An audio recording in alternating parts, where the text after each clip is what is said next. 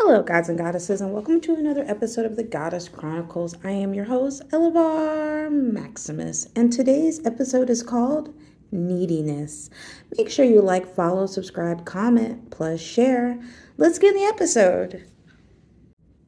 I know you guys like my life stories, so let's do another one. I was recently out and about and I met this couple and they showed me something. And I want to tell you about this couple. You let me know if you see the red flags before I start telling you what they are. So we start out like any normal interaction. What's your names? He tells me his name is the Harvester. I said, okay. She says her name is Winter. She says, those are our biker names. I said, oh, really? Okay. What kind of bikers are you? We're like the Harley Davidson bikers. Okay, great start. But they also have like this very edginess about them. At the time, my intuition was telling me it was edginess, but really what it ended up being was methamphetamines. I didn't find this out till about a few days later, till I saw them somewhere else, and I was like, oh, okay, now I'm putting the puzzle pieces together. Sometimes the Holy Spirit will do that. We're sitting here having a conversation, and I notice I will ask the male a conversation, and she will answer for him, and she will talk over him. And he'll more or less give, let's say, 1 word, 2 word answers. And it seems like he wants to say something, but he lets her speak for him, which I find interesting. And she's one of those people that once you get her talking, you can't get her to stop talking. And I think that's another reason why the male just lets her just go on and just honestly shuts down. Like, I've not seen people do that really, where somebody starts to talk and then the other partner just disassociates, honestly. That's the best way to put it. He just disassociated right in front of me.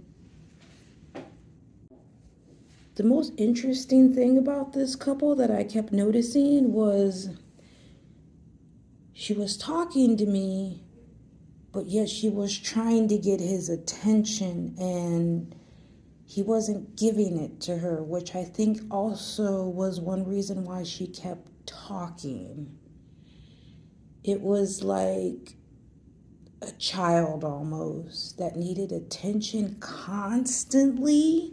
And that's why this episode is called Neediness, because she kept needing this man's attention, but he had like left his own body a long time ago and was only a shell of himself.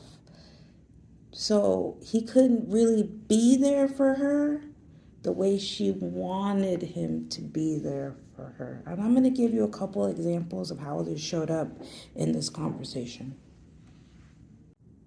Had relinquished himself that this is my life and this is the partner that I pick. So when she does this or acts this way, I just kind of go along with it. So she's trying to full on mouth kiss him and he's just kind of like embarrassed but kisses her back because he sees that this is inappropriate at this time.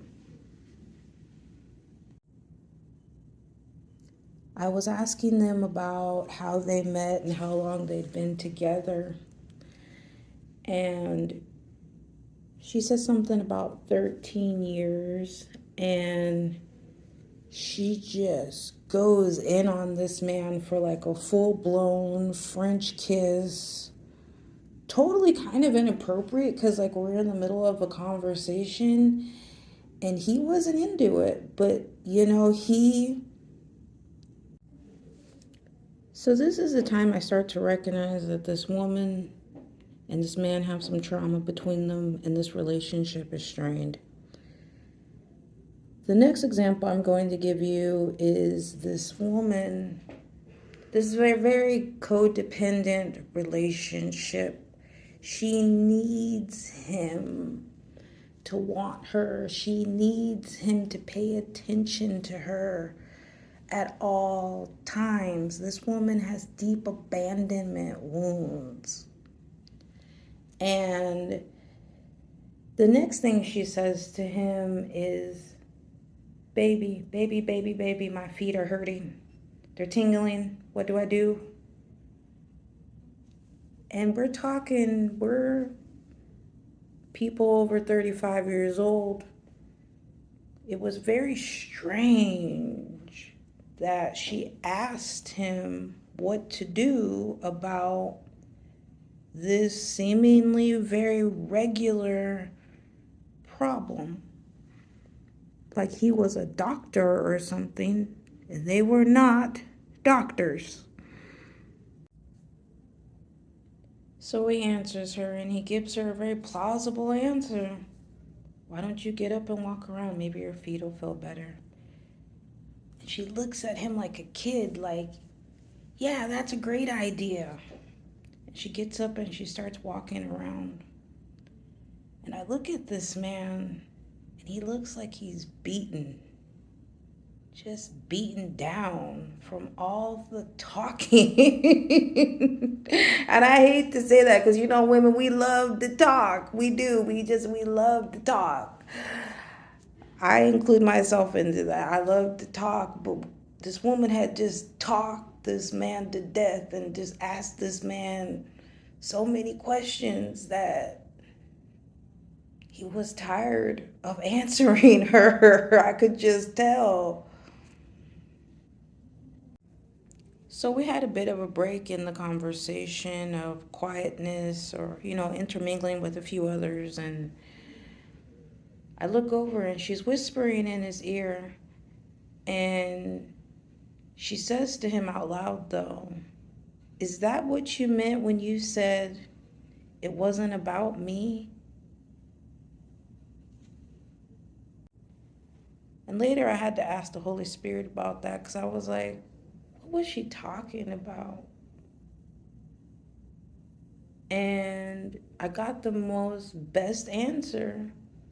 When women and men too that are damaged, and this is childhood damaging, we think everything is our fault.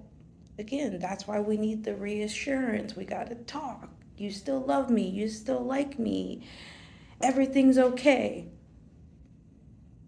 And that's what she was doing. She was asking for reassurance. Are you sure it's not about me? You still love me, right? I'm still okay, right? I'm still your wife, right?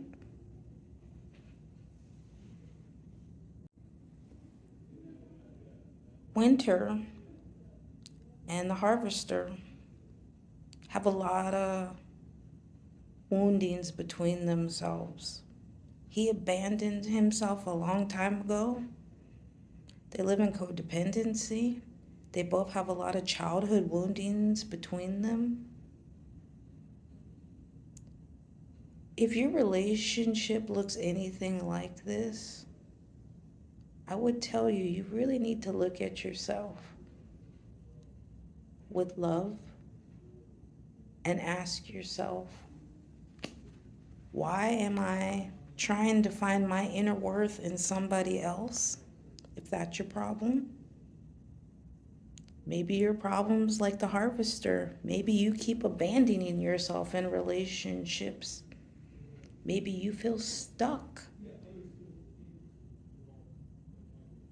There are many, many, many issues in this episode. I hope that I gave you something to think about. Know that I love you, gods and goddesses. God bless.